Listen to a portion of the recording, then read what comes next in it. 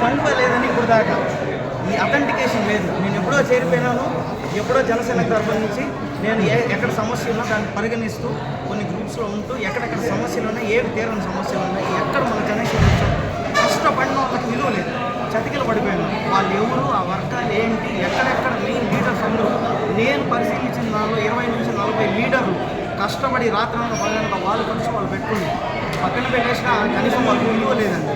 ఇది చూసి కడుపు మళ్ళీ ఎప్పటి నుంచో నేను తిరగడం స్టార్ట్ చేశాను.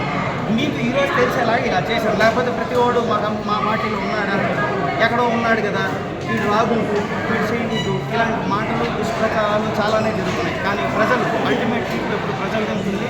నా తమ్ముళ్ళు, నా వెనకలో నిలబడిన జన సైనికులు, వీళ్ళ సపోర్ట్ వల్ల ఈరోజు నేను అఫీషియల్గా ప్రపంచానికి చూపించడం అయింది. నేను పవన్ కళ్యాణ్ సైనికుడు.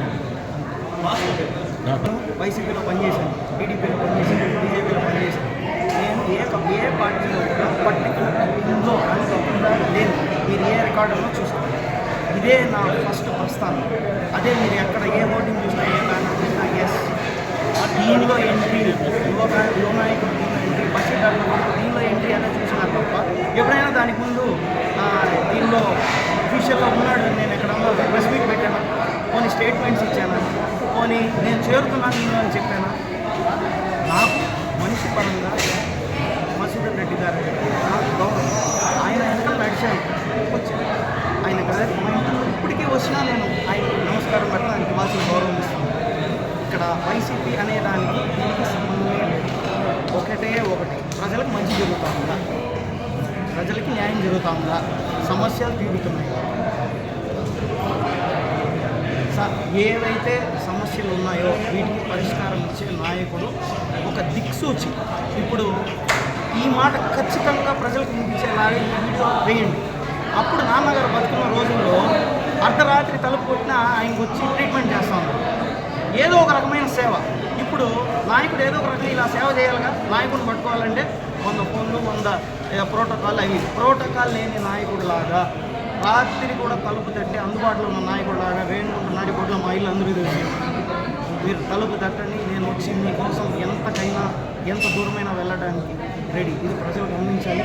పవన్ కళ్యాణ్ గారికి మరియు నారాయణ మనోహర్ గారికి ద రియల్ గేమ్ చేంజర్ అండి. యాక్చువల్లీ ఎప్పటి నుంచో పవన్ కళ్యాణ్ గారికి తోడు ఇక్కడ Rajan first Hariprasad, the shock absorber and media మిత్రులు అండ్ నాతో పాటు నిలిచిన ప్రతి తమ్ముడు పేరు వీళ్ళ వల్లే ఇది సాధ్యమైంది. కాబట్టి అందుకు ధన్యవాదాలు తెలుసుకుంటున్నాను.